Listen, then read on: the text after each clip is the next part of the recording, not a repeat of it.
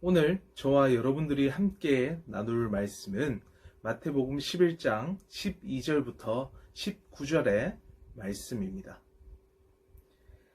세례 요한의 때부터 지금까지 천국은 침노를 당하나니 침노하는 자는 빼앗느니라. 모든 선지자와 율법이 예언한 것은 요한까지니 만일 너희가 즐겨 받을진대 오리라 한 엘리야가 곧 이 사람이니라. 귀 있는 자는 들을지어다. 이 세대를 무엇으로 비유할까? 비유하건대 아이들이 장터에 앉아 제 동물을 불러 이르되 우리가 너희를 향하여 피리를 불어도 너희가 춤추지 않고 우리가 슬피 울어도 너희가 가슴을 치지 아니하였다 함과 같도다. 요한이 와서 먹지도 않고 마시지도 아니하매 그들이 말하기를 귀신이 들렸다 하더니 인자는 와서 먹고 마시매 말하기를 보라 먹기를 탐하고 포도주를 즐기는 사람이요 세리여와 죄인의 친구로다 하니 지혜는 그 행한 일로 인하여 옳다함을 얻느니라. 아멘. 여러분들 사순절 어떻게 보냈습니까? 보내준 말씀들을 잘 보게 되면 한 가지 공통된 주제들을 발견할 수 있는데요. 바로 그리스도인의 정체성입니다.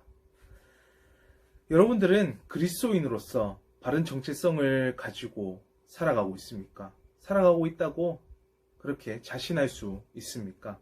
그렇다면 그리스도인의 정체성은 어디에서부터 시작되는 것일까요?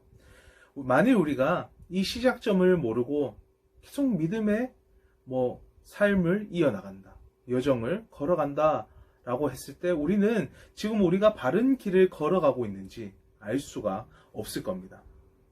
오늘 말씀 중 12절의 말씀은 성경에 존재하는 난해한 구절 중에 하나입니다. 우리 함께 다시 한 번 더 읽어보겠습니다. 세례 요한의 때부터 지금까지 천국은 침노를 당하나니 침노하는 자는 빼앗느니라. 이 말씀이 한국 교회 내에서 어떻게 보편적으로 이해되어져 왔냐면 우리 눈에 보이는 어떠한 것을 통해서 또는 우리의 어떠한 노력이라든지 갈망을 통해서 천국을 쟁취할 수 있다라고 그렇게 이해되어 왔습니다.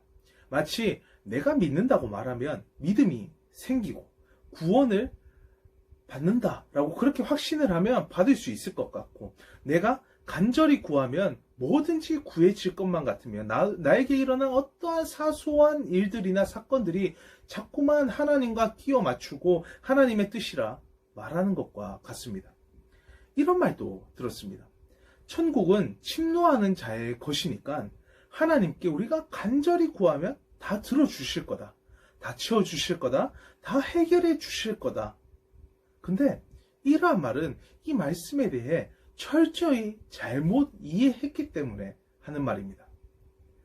이러한 잘못된 이해는 체험을 강조하는 신앙에서 잘 드러납니다. 신앙을 물질로 환원시킵니다. 눈에 보이거나 느껴지는 어떠한 형태로 신앙이 드러나야 하는 것이죠. 왜냐하면 눈에 보일 때 쉽게 확신을 가질 수 있기 때문입니다. 하나님의 음성이 들리거나 계시를 받거나 기도했을 때 이루어지고 봉사했을 때 복이 주어지고 순종했을 때 채워주시고 등이 있습니다. 내가 경험한 것, 내가 느낀 것, 내가 세워놓은 것이 기준이 되어서 기준이 충족되었을 때 만족을 합니다. 마치 우리가 수련회에 가면 하나님을 인격적으로 만나야 한다는 소원이 충족되어져야 하는 것처럼 말이죠. 그리고 이러한 것들 사이에서 상대적 박탈감이나 질투, 좌절이라는 거리낌이 생겨버립니다. 너는 경험했는데 나는 왜? 너는 기도해서 성적이 올랐는데 나는 왜? 하면서 말이죠. 하나님은 누가 더 기도를 간절히 하고 봉사를 잘하고 순종을 하는 사람인지 판단하고 만나주시는 그런 심판관이란 말입니까?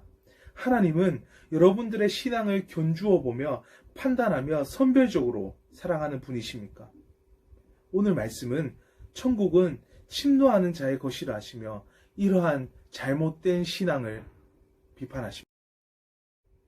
공동 번역 개정판에는 12절의 말씀을 다음과 같이 번역해 두었습니다.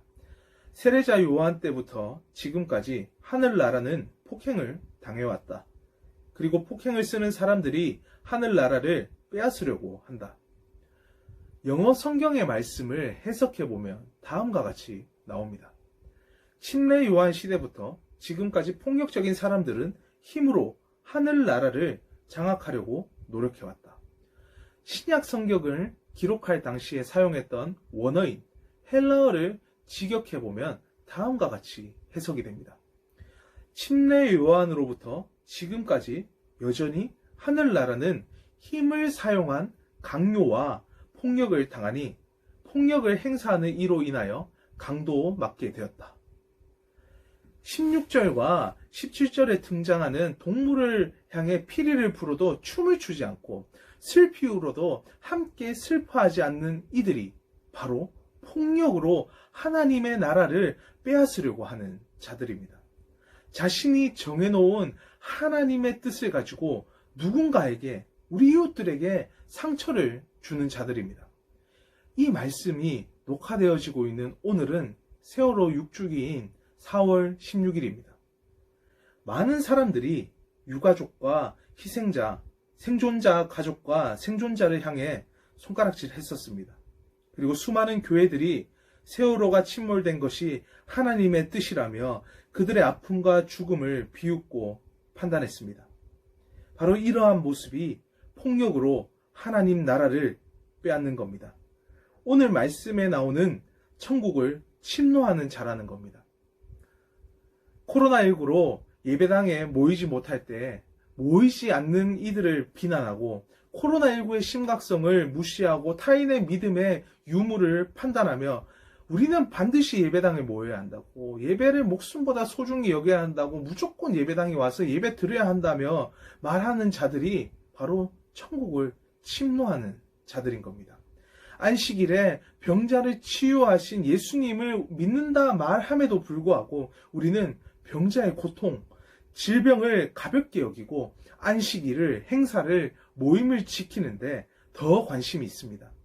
이렇게 이웃을 사랑하지 않고 업신여기면서 나의 신앙, 나의 체험, 나의 경험이 중요하다 여기는 신앙이 천국을 침노하는, 그러니까 하나님 나라를 폭행하는 신앙입니다. 예수님께서 비판한 자들은 하나님을 모르는 자들이 아닙니다. 스스로 하나님을 믿는다고 말하는 자들입니다.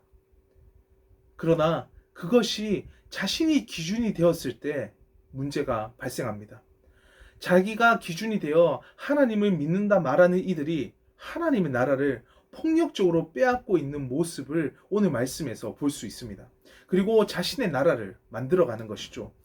예수님께서 비판했던 바리새인들, 그리고 회개하지 않는 유대인들이 대표적입니다. 자기 스스로 율법을 다 지켰으니 더 이상 회개할 것 없고 영생을 얻을 것이라는 착각에 빠진 자들은 하나님의 나라를 폭행하고 자기의 뜻대로 만들어버리는 자들입니다.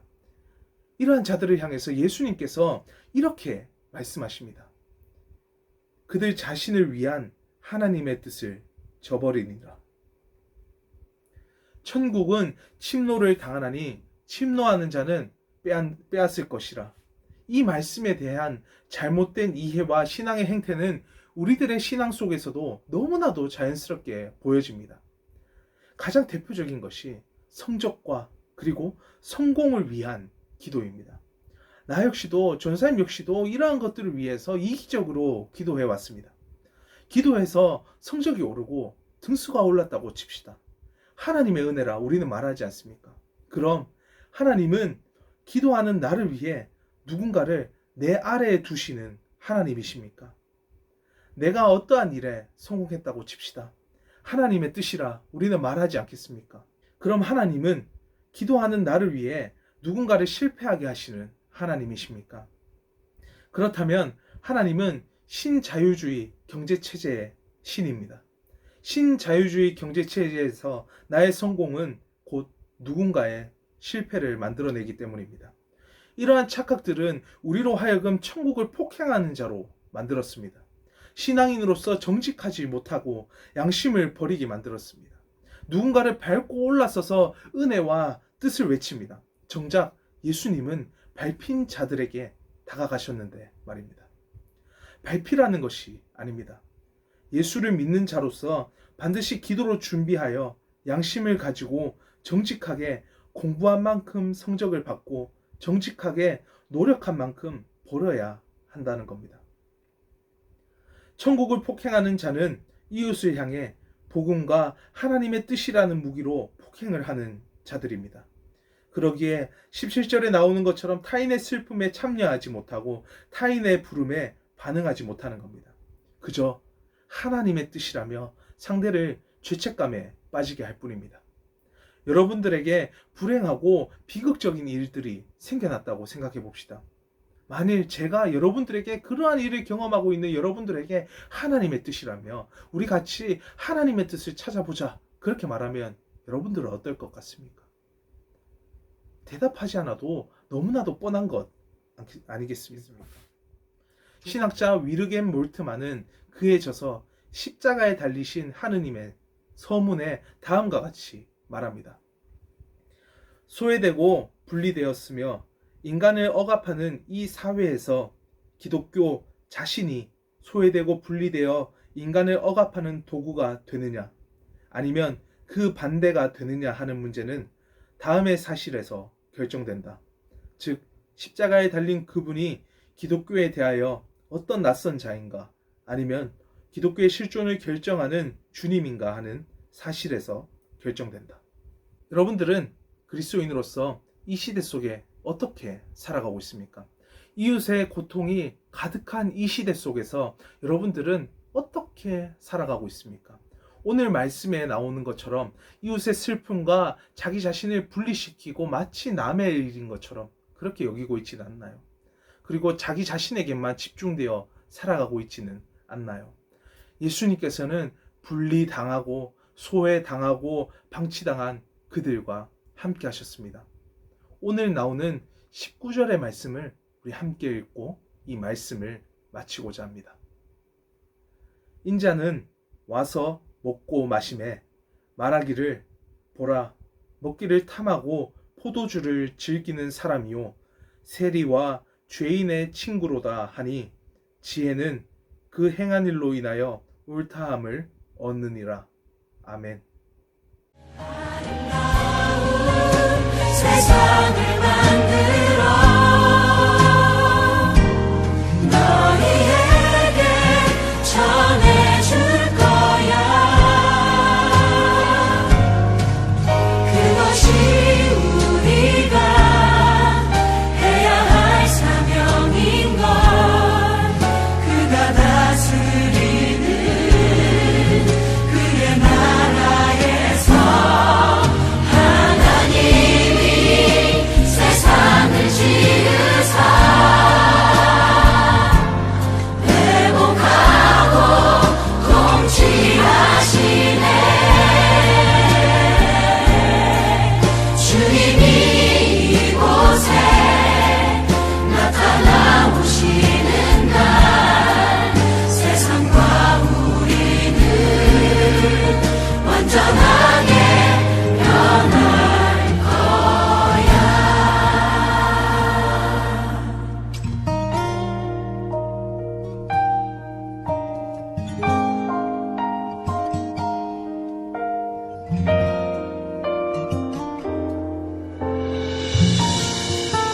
이미 왔으나 아직 오지 않은 지금 여기 임한 그 나라 지금 이루어가고 앞으로 이루어갈 평화